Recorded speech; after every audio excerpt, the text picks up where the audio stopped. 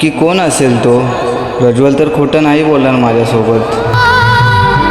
भावा, काल वहिनी दिसली रे मार्केटमध्ये. कोणतरी माणूस होता रे सोबत. आजकाल बघतोस ना लोक काय चर्चा करतात.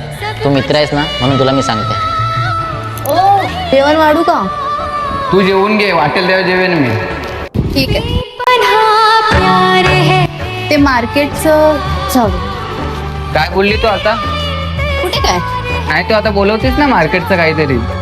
आज ना मार्केटमध्ये तुमच्या बहिणीचा नवरा भेटलेला, तर त्यांचं तुमच्याकडे काहीतरी काम आहे, तर तुम्हाला ना कॉल करायला सांगितलं.